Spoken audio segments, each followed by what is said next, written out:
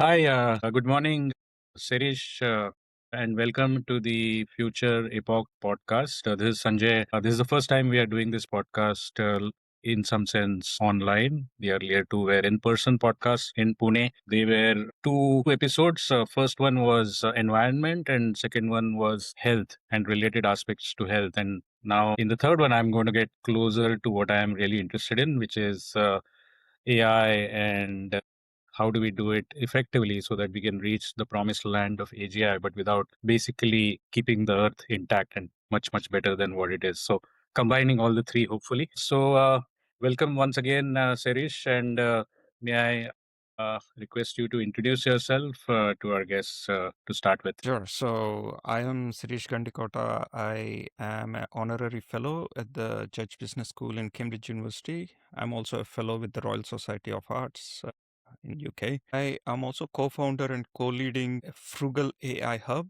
at the Cambridge Judge Business School. So those are designations.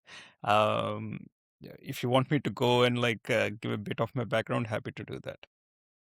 Yeah, I think I do want to, since I had the uh, sort of luck or benefit to talk to you before, I know there are some things I want to get to, including the glaciers Hmm. soon enough. But let's maybe, I think, go into a little bit of your background, if you can elaborate a bit, especially on the Frugal AI part. And Hmm. uh, yeah. Yeah. So maybe I'll give.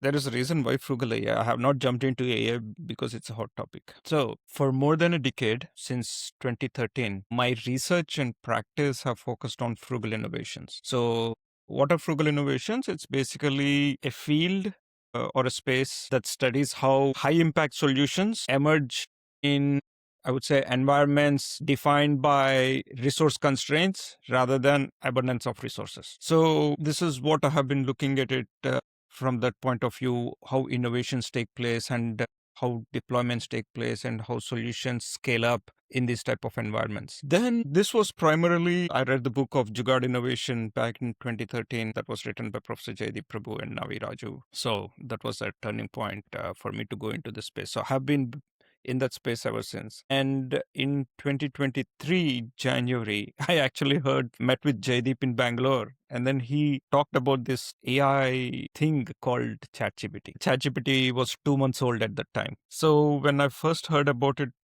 so then he was talking about it, all the things that it could do. And then I went and did some homework because I was very intrigued what ChatGPT was. Of course, I created an account and then it was doing all these magical things that we obviously now know of. Then I went into, so what is ChatGPT and how does it come about? Then I went into and understood that it requires massive loads of data for it to be called a large language model. And all these massive amounts of data needs massive amount of computational infrastructure, and those obviously don't happen very easily. You need for massive data centers and massive amount of chips and chips for training, AI chips for training, AI chips for inferencing, and then monopoly at least then of Nvidia primarily. Even now, more. I think it's still Nvidia primarily, and then the electricity that is required and all of these are like huge, huge numbers. And then being in frugal innovation space for a decade, I thought, no way this could be replicated in, especially in the global south. But even in countries like UK and Europe, this could be an issue because they don't have the resources that Silicon Valley slash US have. So, and that's when I started talking about frugal AI back in 2023, that there should be a frugal way of doing AI. Primarily frugal AI is. But then what does that mean? It has evolved over the last 3 years. So the idea was how to do AI and how to get the outcomes that we want from AI, but not using the same processes that Silicon Valley does was just an idea. So that's the path I have been, and where we are now, we can, I guess, flesh it out in conversation. Wonderful, wonderful. I'm really keen to understand how that actually plays out because as things stand, it looks like there is just one model for the world, right? Which is that you have massive compute, you have massive capital as well because compute needs capital, and then you sort of squeeze using these two massive resources, the Mm-hmm. environmental resources, Mm-hmm. and then of course there is a magic. There is no doubt Mm-hmm. about that. Very very active user of AI, and I cannot imagine not having uh, not having it now that we have it. But at the same time, the way it is currently positioned as something which is sort of a be all and end all is also something that I think about and worry about rather than it being used as a tool. And so there are lots of things about AI that we will get to, like you rightly said in the conversation. And I'm very keen to understand how that connects back to the innovation part that you mentioned, and especially the frugal innovation. But let me sort of jump a little bit back into the past.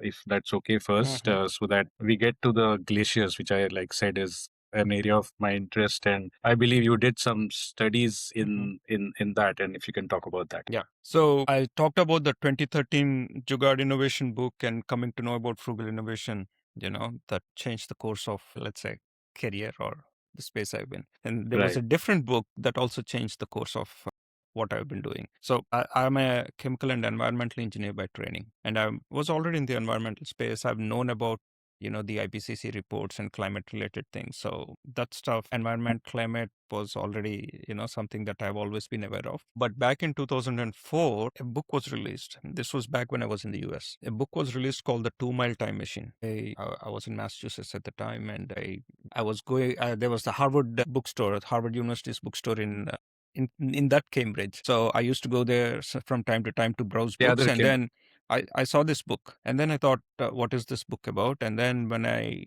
read about it, the 2 Mile Time Machine is basically this story about how this group from United States went to the Greenland glacier back in 80s and 90s, and they drilled an ice core on the Greenland ice sheet, which was 2 miles thick approximately. And then you take the ice core and then you decipher past climate using ice chemistry and ice physics. And then you could do some modeling, prognostic modeling, and then, suggest what future climate can be based on, carbon dioxide levels and any other kind of things. Right. So that was very fascinating to me when I read that book. So I thought like I should do something in climate research and glacier research specifically. And I started looking into, places where I could do that. And I found this place in Finland called Arctic Center in Rovaniemi. So I went there. I reached out to the professor there. I went there. And yeah, I moved to Finland in 2005. And so I worked in that space for a while. And 2007, 2008 was the International Polar Year designated by the United Nations. So leading up to that, every country started, planning for doing some expeditions in different places in the Antarctica, in the Arctic, in Svalbard, and all the other places as well where there are glaciers. So our group, together with groups from Sweden, Poland, Switzerland, UK, they did this. So back in 1957-58, there was the original International Polar Year, and 50 years after that, 2007-2008, was the second International Polar Year. So a similar set of countries came together and did it in Svalbard, an expedition at that time in 57-58. And then now, again, they wanted to do a second expedition. So then this expedition, there were various groups involved, various entities involved in different sort of research areas. But the group I was involved in, we were interested in go to the glacier in the northernmost island of Svalbard called Nordhavslandet. And then on there are a couple of glaciers. West Fauna was the glacier we chose to go and drill an ice core. So everything related to that was my experience, but it did not go as planned. So all equipment was supposed to be sent already in 2007 summer by ship, because there's a lot of equipment and all these are remote places. And the best time was to go and put them at the base camp in summer. But there was a lot of pack ice, so ice that did not melt in the summer. And then,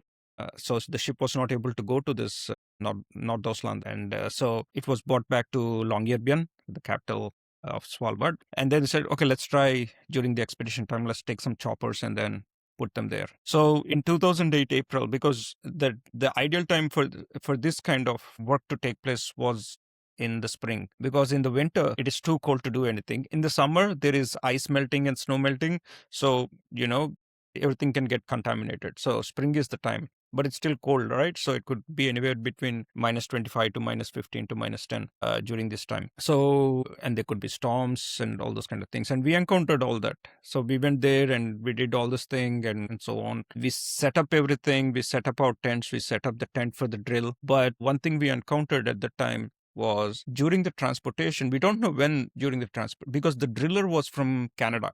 He has done multiple drilling experiences in other places and so on. So that was his equipment, and he was a very experienced driller. So we don't know the issue, if it happened from when it happened from Canada to Longyearbyen or from Longyearbyen to Nordoslandet. But after we set up everything and we were like, putting the drill together, the driller noticed that the drill was bent during transportation. We tried to fix it on the glacier, but it was not fixable on the glacier. Then we had to, call back, but then you needed a chopper, and then the conditions were all not always right. The weather conditions can be very tricky. If the weather is not right on the glacier here or in Longyearbyen or in between, they won't come. So, and in between, for us 8 days, there was a very huge storm where we did nothing. Basically, we were on the glacier, we were just trying to survive. Everything could go wrong with respect to trying to fix it went wrong, and eventually, from drilling point of view of the ice core, it was a failure. So Right. that was the first time professionally what I encountered. It was a failure, but it was also a lesson. I mean, growing up in India, you always knew that there are all these constraints and all these kind of things, but professionally, that was the first time what I encountered was, so you can have a lot of resources. Technically, there were a lot of resources, and all the preparations were there. You took off all the contingencies that you could think of. But there are things that come up and you could not even solve whatever you can. So from that point of view, sometimes you just have to learn from it and then find what else can be done, and all those kind of things. Sometimes you can't do anything, but sometimes there can be solutions that can come out. So that was my lesson, if I think back from Right. that glacier expedition. Wonderful, wonderful. And like I can completely understand the part about just surviving, hoping, and finding continuously some uh, sort of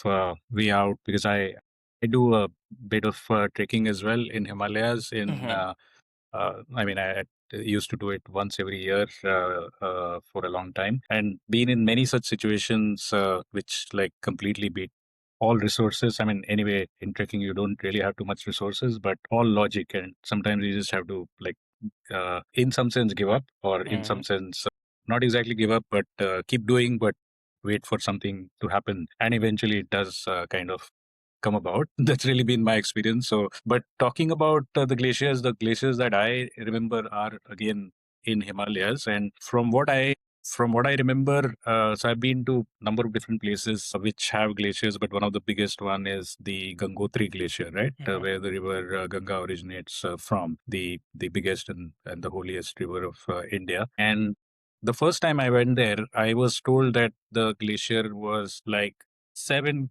kilometers or something like that before where we actually saw that. So we went ahead, and they said that earlier, like some decade or two back, it was here.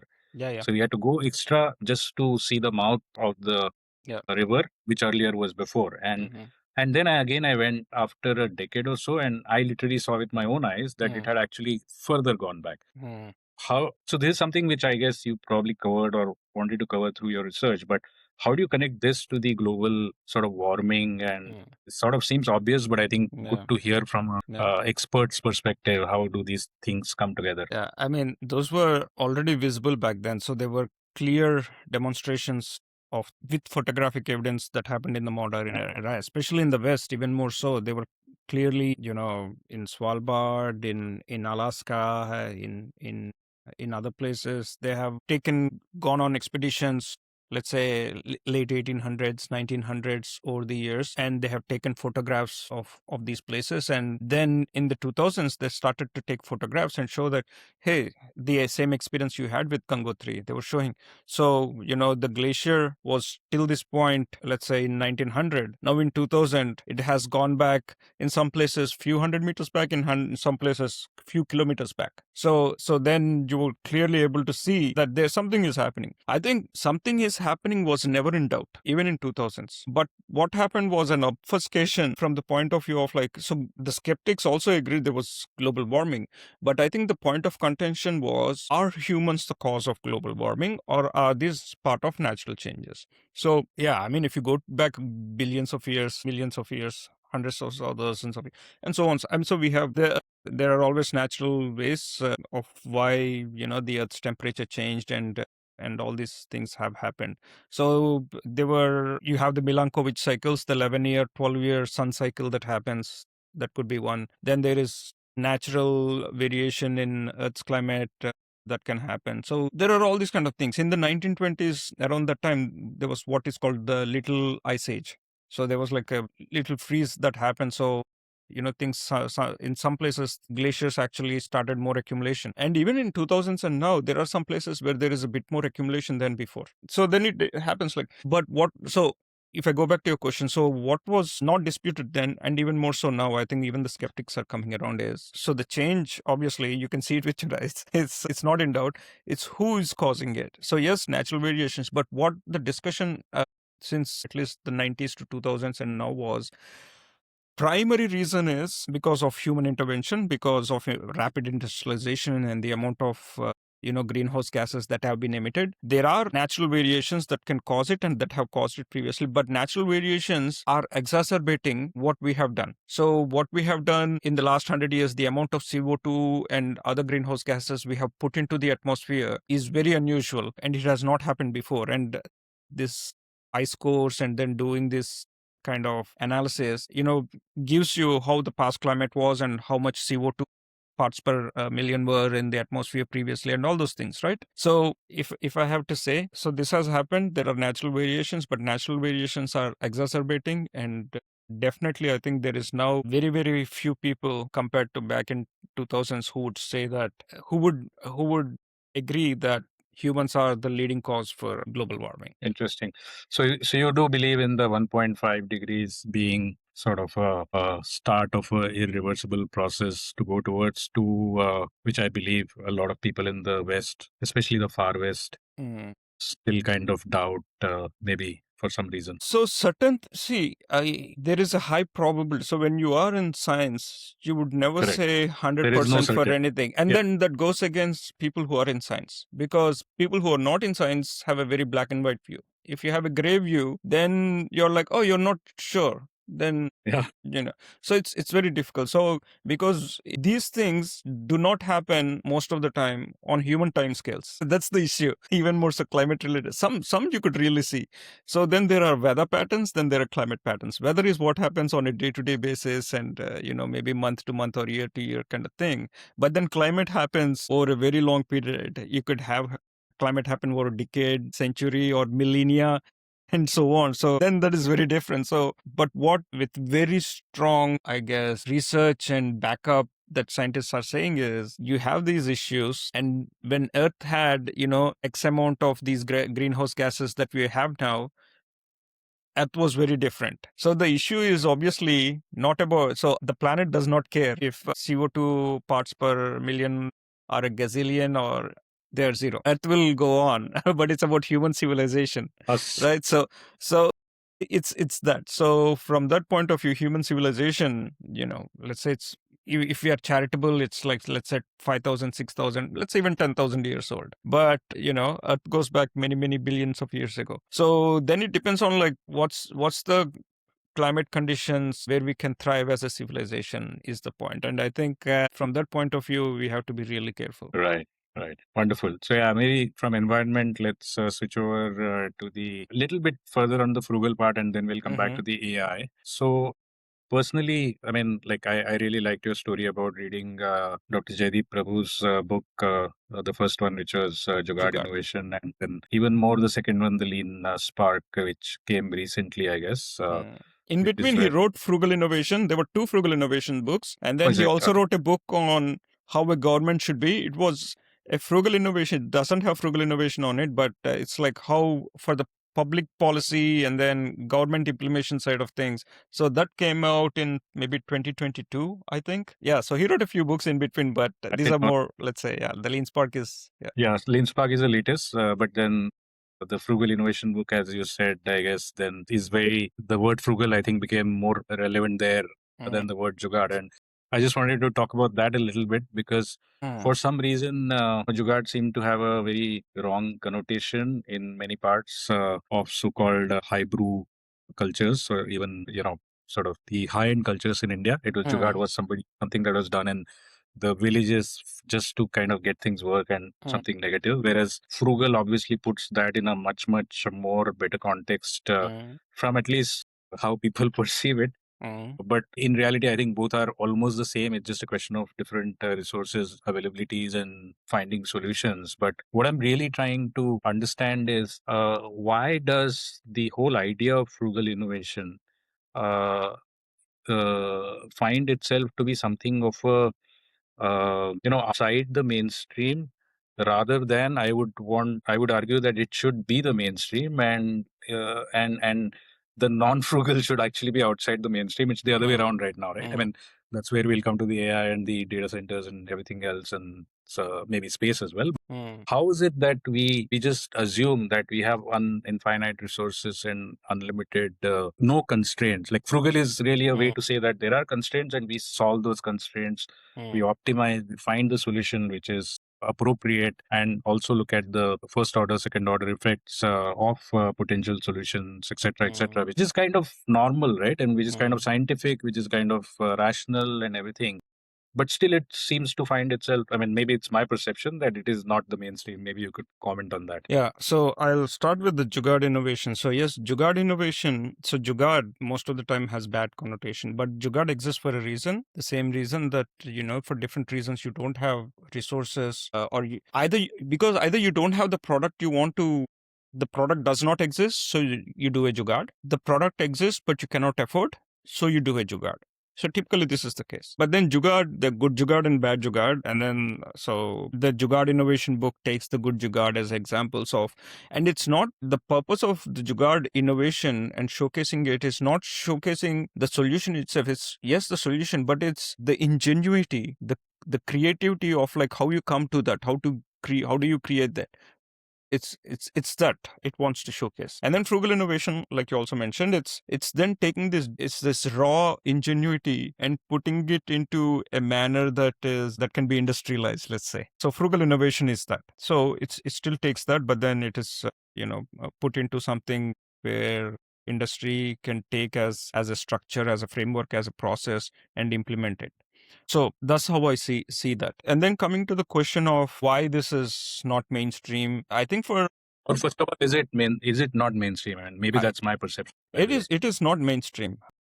Right. Obviously, as we have seen. One thing, maybe you can comment on it as well. One thing that I have always thought, having seen the startup space even more so evolve, let's say around since 2010s around the world, but even more so in India, and it keeps happening even now. Is so I think one is human condition that we always want the latest, and latest shiniest, and the latest shiniest always comes from from the West, and let's say from technology point of view, from Silicon Valley. So we are always, bedazzled by that. And yes, they work great, but then we keep forgetting that they are created in a land of abundance where we have the same, and actually most of the people who work on this are also probably Indians, right? So if given the resources, we could do that. But one of the things, so I bring it to the Indian context. One of the things that always, I would say, like surprised and amused me was in India, most of the time, everybody created these solutions, but it shows how hard it is to create solutions for the Indian market, because all these solutions that were created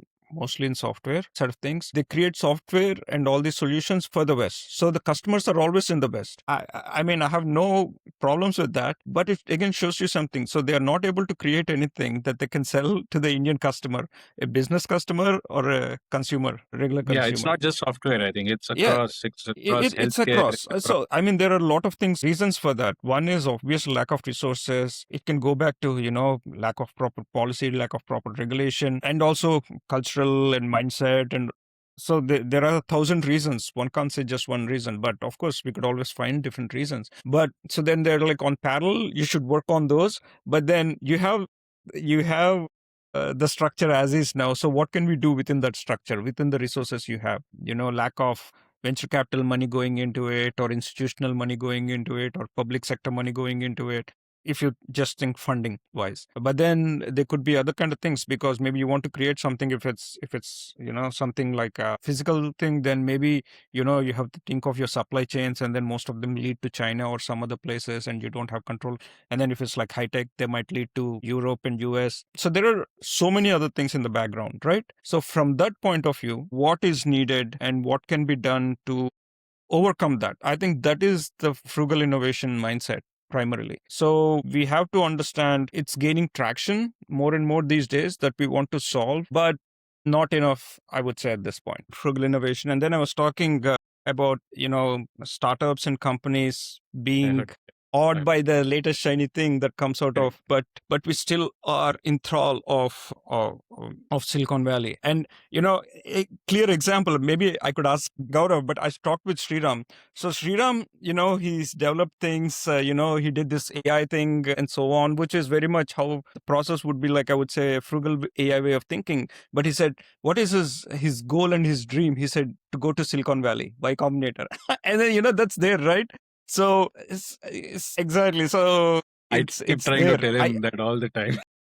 But yes, it's okay because it's the thing, and Yeah. yes, they do frontier research, and the latest and Yeah. It's greatest, required. Yeah. and it's good that you want to have that. But I think, yeah, so one should go visit and be and do and probably like learn and so on. But also at the end of the day, I guess at the end of the day, we need to also understand that in India, what are we doing?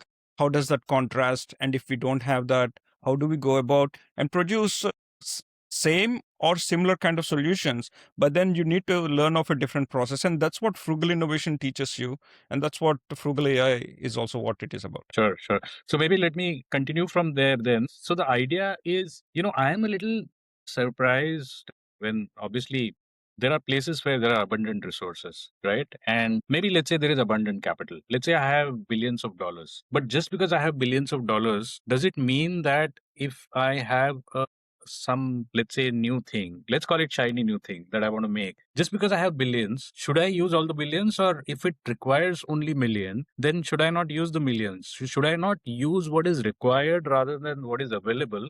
And this same sort of analogy can extend to natural resources, can extend to the air we breathe, can extend to our own like intellectual capabilities and so on and so forth. Just because there is so much, does it mean that it has to be maxed out at all the time? And I'm kind of now after this going to switch to AI, and there is a very interesting term called token maxing in that, right? And Mm, uh, mm. so I'm trying to understand the mindset. I mean, is it just that just because there is abundance, there is no benefit of, or there is no focus on frugal, or is it that it is not being thought through fully, that one thing in abundance doesn't mean everything else in abundance, because it's ultimately a full system. And just because capital is there, or just because natural resources are there, just because something else is there, doesn't mean everything else is there, right? And in that sense, Earth is like a fully all encompassing and overarching kind of system where everything has to be in balance for it to continue to work and sustain. I'll start globally, and I'll try to come back to India. So this, I think all of this, these are all innovations happen based on the cultures, and the way they happen based on the geographic location they're in. And then it also talks about the culture, societal culture, innovation culture, and all of these. And also the legislations and regulations that have, and policy also, that have been in place for a while. So if you take the example of US, it has always been this entrepreneurial, very risk taking, policy wise and capital wise and all those kind of things. So that has been in place. So if you want to replicate Silicon Valley, you can't replicate Silicon Valley easily, or the American way of doing things. So if you take Europe, why doesn't Europe do that? Europe has, relate very prosperous society if you take European Union as a whole, or even individual countries. But Europe does not do it that way, because Europe's culture is different. They value different things. They value privacy a lot more. They value environmental sustainability a lot more, right? There are these other things that Europe values that are not high on the list of Americans, right? And then in India, it's an entirely different culture. I mean, we have had over the centuries, millennia, culture of, innovating and doing things very scientifically. But then, for a long period of time, we were colonized. So then coming out of it, those kind of things. Our culture has changed a bit, and then what we have, what we can access, and those. So our culture is different. The same with China. China came out of it, but then they're being under a one-party communist kind of rule for, for 70 years plus now. The way they do is very different. So I believe culture, different cultures, but cultures together in different places inform how solutions are developed, how people's mindsets are developed, how innovation is done, and all these things. So I think we have to look at that first. So we can't say at a surface level, though they do this and they do that. But why are we doing this is because different geographies have different cultures, and that informs how we go about and do things. So I think that is primarily the biggest thing that I see. Then one can come and look at the token maxing and so on. Then you start to like understand why token maxing happens. But there are two things. So historically, if we can think of technology, not just AI, but then other sorts of technology, then they have been, like, with a lot of evidence, people have written books on it. Two phases for every technology development. One is the initial phase of building infrastructure, building what I would say installation phase, and then the next is the deployment phase. I think the same is happening with AI. Absolutely. So the issue here is, yes, we have the technology. The technology curve is kind of exponential, right? You can always, and then the frontier technology even more so, and towards AGI. And then again, the culture of US, it's about AGI. But then the culture in China, I would say China is the other country which can match US resource to resource, but they also have a bit of frugal mindset. The only thing they're lacking probably compared to US is access to chip technology, but then they're soon catching up in that. So, but China, at least it looks like it's a black box, so we don't know what China is doing. But at least from the outside, they are not that much interested in AGI as much as the end goal. They're much more interested on the application side of things, right? Industrial use cases and those. So it depends. So the culture, even if you have resources as much as China has, how they're putting it is. And India, again, we follow the US a lot. So we are thinking, oh, it's a mix. It's that. And then we're also thinking about China.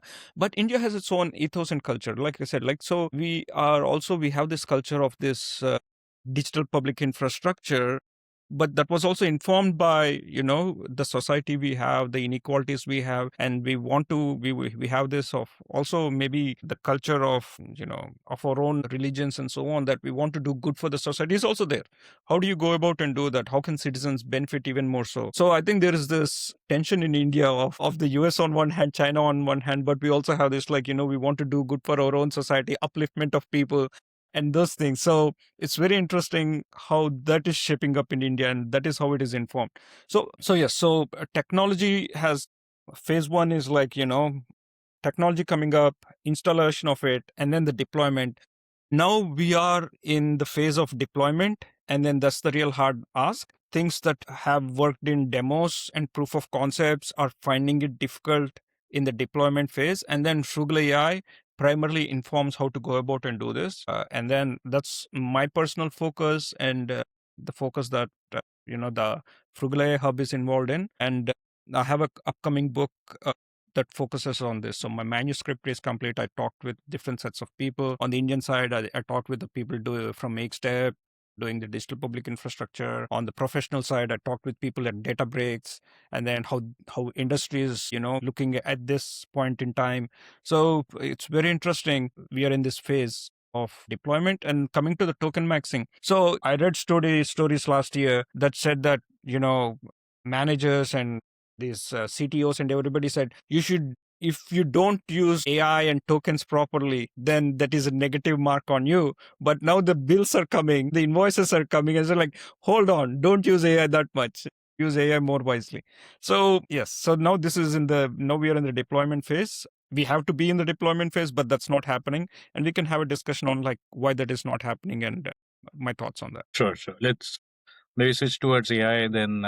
But before that, I think the culture point that you mentioned is so very, very important. And I think there is one word or one phrase that comes to my mind to describe the unique Indian culture in that context. And that's a Sanskrit phrase called Vasudhaiva Kutumbakam, right? So see the whole world as one family. And that includes not just humans, which is obviously what everybody else thinks about, but also animals, plants, earth, everything as a whole. And if you see in that context, then a lot of questions become far more clearer, which like you rightly said, it's a sort of entire background of the culture which ultimately defines medium and short term goals and optimizations. So I just hope that that whole earth concept becomes more and more relevant across other cultures as well, because that will help us all ultimately.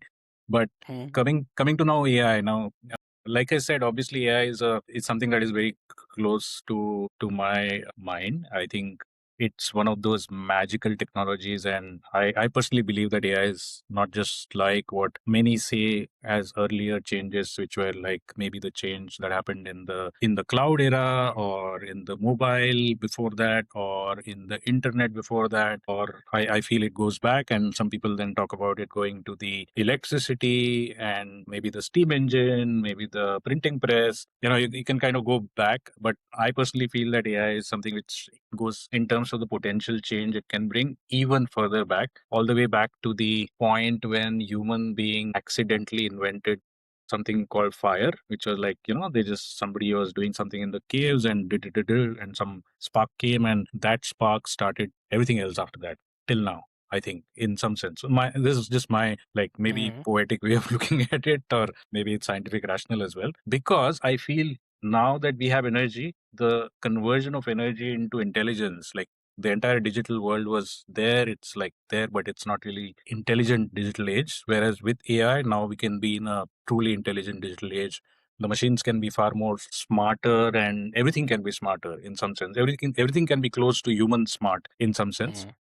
Mm. is how I feel. But then we Mm. also have the issues like you talked about, in terms of how it is not yet being deployed at scale. The benefits are not visible, while trillions of dollars are going into the infrastructure layer, like you rightly mentioned. Trillions of dollars of value is not coming as yet in terms of real revenues of the companies, not the valuations. That's a different metric.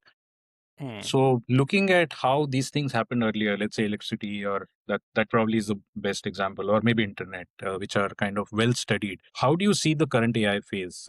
In terms of, Mm. because funnily, while we think that infrastructure is fully built, I think infrastructure is continuing to be built out. It's not as if we are fully Mm. done infrastructure Mm. and now into deployment, because now we Mm. are taking infrastructure in the earth, now we're talking about putting that in the space, and the number of models are multiplying, the different types of models. It's not just frontier language models, there are state of the world models, all kinds of other models, physical AI. So the infrastructure layer is progressing at the same stage, on the same like highway as the deployment layer, which is kind of Mm. a very difficult thing, right? And we as a society are going through all this at the same time. It's not something happening in the lab.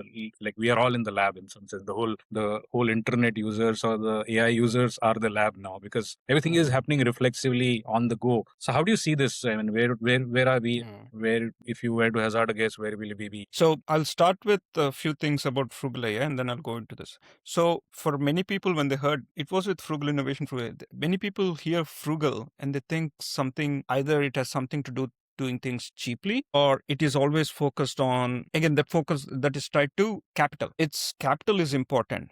It's not being about cheap. It's doing things smartly. And Frugal AI primarily is a design philosophy. So the design philosophy of where everybody is looking at models and compute first, we are saying models and compute last. So what is the purpose that you want to use AI for? Do you really need AI? So it's a sufficiency test. If you don't need AI, don't use AI. There are, other kind of ways you can get about and do things. Then if you need AI, then what is the outcomes that you want to have? Do you have everything in place for these outcomes to achieve? Then you look at what is the model that, is needed to achieve those, and then what is the compute that you need to for this model to achieve those. So this is Frugal AI design philosophy, and this is Wonderful. what we talk about. So what we have observed, so this is a small sample, the last 3 years. I mean, AI has always been there, as you know. I mean, it has been under different terminologies: neural networks, transformers, machine learning. So there have been various kind of terminologies for the last 2 3 decades primarily. And but the way ChatGPT, large language models, multimodal, things have come into the picture, they have showed use cases, potential solutions that one has never thought before. So that's the reason for all this. So let's say in the last 3 years, the research that has been done from our side, what it shows that AI systems are failing to scale, not because the technology is wrong or technology is not well developed, but primarily because the institutions where this was supposed to be deployed were not designed to, hold on to that. So what do we mean by that? So I've been talking about it and people liked it, so I'll tell it here again as well. So if you think of AI as, let's pour some water, or there's water. Let's say that is AI. Take your kitchen towel, absorbs very well. But if you take a glossy magazine paper, it repels it. So this paper is the institution. Is it ready to absorb AI? Right. You have AI, but is it ready to absorb AI, or is AI can't be used at all? So this is like the easiest way to think of. And lot of the institutions currently are glossy magazines. Right. Very few of them are kitchen towels that are ready to absorb. Right? So this is what's happening. And why is it happening? Then you go back to all the things that I said. We took look at it as frugal AI design philosophy. So for the outcomes you want to achieve as an institution, you need to understand the very basics. Do we have data definitions, data governance in place? Do we have our risk and compliance in place? Do we have our workflows figured out? If it involves multiple departments or even multiple institutions, is there a way to orchestrate everything smoothly? Is there somebody designated as responsible, the human in the loop people? Everybody talks about these individually, but Frugal AI puts them together in a manner that is coherent. Once you have that, then the deployments happen. Correct. And then you look at what model is needed and what compute is needed. Because all these proof of concepts happen in ideal conditions. True. So, yeah. So Absolutely. that's my answer. Right. Yeah, no, I think that's the approach that you suggested. Again, it comes to my mind as something which should be the mainstream approach to AI deployment. And just like frugal innovation should be mainstream model of innovation, I think frugal AI, in the way that you described in the steps just now, should actually be the mainstream way of AI deployment. Because unfortunately, without that, so I'm in the sort of trenches in the startup world, looking at so many startups. We actually have given credits to close to 6,000 projects and so on and so forth, and running an accelerator in India called Epoch and so on. We see that most people on the user side, whether especially businesses, do not have their data ready, and there is no layer of knowledge or semantic layer which connects different pieces of their siloed data together. There is no data that is appropriately available for the models to use. So the models are like very nice, shiny, fantastic magic wands, but like you rightly said, the medium does not allow that wand to create any magic. So that's absolutely completely true, and I just hope that that becomes a more dominant way. But like maybe I can now switch over to the last two questions I have. I know we are in the last 5 or 7 minutes, so two questions that I want to ask and don't want to miss out is, when we talk about frugal AI, the model cost becomes very important, right? Ultimately, and the frontier AI model costs have been going up or have been subsidized big time and so on, while they're the most intelligent and maybe making the claims to go to the level of AGI or ASI, etc., etc. The costs are something that will become a factor for deployments at scale. Whereas on the other side, like you rightly mentioned, we have the Chinese models, which are open source and which can be effectively brought into your local environment, can be tuned, weights can be changed, and so on and so forth, to maybe create smaller models, distilled, etc., all those things that are possible, making the cost of ownership in some sense of the overall application, where the model cost is a major cost, to be lower potentially, right? But then we are potentially running the risk that, just like in the current geopolitical environment globally, one set of actors can stop one set of models becoming available, and another set of actors can stop another set of models becoming available. So how do you see this in the context, specifically in terms of the open source models, is the first question. So, promoter of open source models. But like I mentioned, if you take the frugal AI design philosophy, if you have all those things, the outcomes, and then all those the workflows, orchestration, risk compliance, and all these other kind of things, the data things. Once you have insight into, you have them ready, then that will inform, do you truly, maybe for your use case you need a frontier model, then that will inform you, for this we definitely need a proprietary frontier model, or maybe for our use case we'll need an open source model. But then, all of this discussion so far has been happening thinking all of this is in English. But Right. what if Absolutely. all of this is not in English? Correct. Right, so all these language, so this is the other thing, especially in India with the digital public infrastructure, and there are less than 50 languages have broadly across the world some sort of high language model support, primarily English.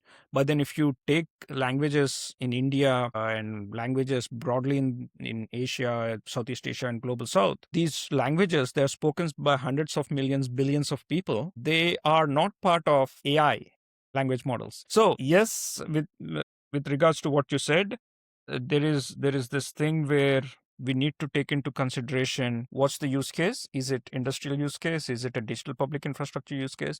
Even an industrial use case, maybe consumer facing companies, they might want to deploy solutions. Then do you want a chatbot or do you want a voice model based thing? Do you have enough data on it? But the Mahavistar project that was deployed for the agricultural services, they showed that you could start from scratch relatively and then create an entirely new model based on voice models, because you have farmers who are, maybe for different reasons, they might not be literate, some of them, or they might be comfortable speaking in their own language. And in this particular use case, the Mahavistar use case, they thought about the outcome. The farmer might not have a smartphone, the farmer might have a feature phone, so if they can call a 1-800 number sort of number and then talk on a feature phone, and this voice model interacts with them with as low latency as possible and gives them the answer that they need. And all these answers are backed up by a human, institutional/human guarantee that they are actual answers. Because if the farmer asks something about fertilizer or weather or soil conditions, they need to get accurate answers for those. So these can all be done, but those were done first. This, all these things in the Mahavistar case, and then they looked at what model needs to be done. So Frugal AI does not say you need to only do open source or you need to do that. When you have that, you will be informed of what model is appropriate for you and what type of compute is appropriate for you, because then your use case tells you that. Correct. And maybe then the final question, I think, leading to that, I'm very tempted to talk about AGI and so on, but I just realized that maybe we should talk about more immediate material things which you talked about. Maybe we can take up the other things in a subsequent podcast. I think there is lots more to talk about, I can see. But just one final question, like in the context of DPI, that is digital public infrastructure, which I think India has been absolutely phenomenal in terms of bringing the inclusion head big time, thanks to technology. So it's really a good use of technology in some sense, and I've been lucky to be part of this group of really really committed set of people called Icepert, and have kind of led one of the project tracks on digital currency aspects of that, which I believe will eventually become important, but so on and so forth. But in the context of AI specifically, do you think AI should be considered, given the transformative power that it has, as effectively a DPI or a digital public infrastructure, so that larger number of people across different languages, across different cultures, whether in India or outside India, can be benefited by this technological marvel that we have in our hands? Yeah, but it needs proper coordination. I think we are in this kind of, it's kind of like a space race or like a nuclear technology race. It's because you see how powerful these AI models are, right? And then because sovereignty is a big issue in AI, so it is very difficult to come to a common understanding, at least at this point, unless, again, initially, unless they saw the destructive power of the nuclear technology, they did not come together. They're coming to now see the destructive power of AI, I think, and then sooner or later, again will come together. But again, the same thing might happen where the latest might be, in the hands of a few, and then they start to dictate terms to everybody, just like in nuclear. And then so everybody wants to get their hands on the latest technology themselves as well. So we have to have good intentions, but we have to learn from history too. Every country in the world, India, and that every country will act for its, for its own benefit at the end of the day. But there might also be reasons why they might want to come together. So again, Frugal AI is not against frontier technology. Frontier technology is an entirely different thing. You do frontier technology even more so these days because now we know what's happening is for the sake of security, for the sake, you do frontier research because for the sake of research, for the sake of that sort of research, it's an entirely different thing. So the conversation should not be either or. Right. If you have the capacity to do both, you should do frontier research, but also at the same time, you have to think from the deployment point of view. Diffusion of it. Yeah, you have to like really think what can be done, what is feasible, and then that's where Frugal AI comes into the picture. Correct. And maybe if I can steal a final question then, since we are on 14th and tomorrow, which is 15th, the India-UK free trade agreement goes live, and we are July 15th, 2026. yes, July Yes. 15, 2026. I do hope that that becomes like a really Indeed. that people will look back upon.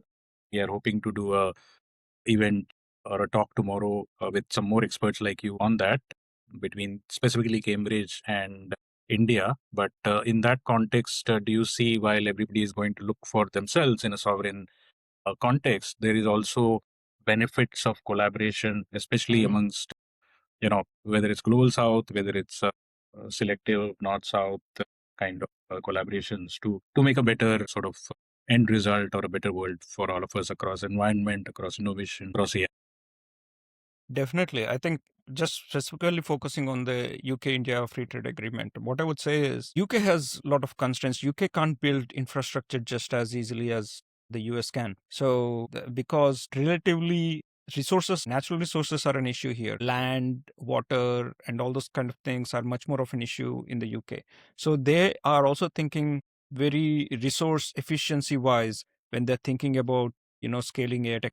They obviously do a lot of frontier AI research. So we have, Google Deep Mind that came out of here. It talks about this. So there are brilliant minds and brilliant research from Cambridge and from other places in the UK that's happening, very latest. But also on the deployment side, they are facing issues. And that's where there can be common ground between India and UK. India, can be a great, deployment use case. And so that's one side of things. They can also be collaboration because we have the Commonwealth, which goes beyond India, UK.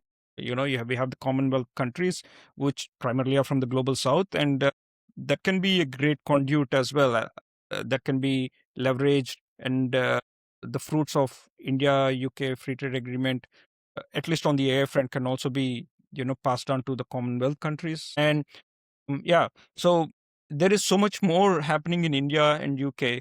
So we don't need to necessarily see that UK is this doing frontier tech and India is doing frugal innovations. We should come out of that lens, but both countries can learn from each other because we find the commonalities and we also find the unique things in both countries, and then we build on that. Wonderful. What a brilliant way to, I think, bring that to close across wonderful discussion across starting with the glaciers to the frugal innovation, hopefully becoming mainstream innovation, and then AI, and then AI as DPI, and finally the UK India free trade agreement going live tomorrow. Really, really thankful to you, Serish, for the time for this podcast. Yeah, thank you, Sanjay. Yeah, keep in touch. Thanks a lot.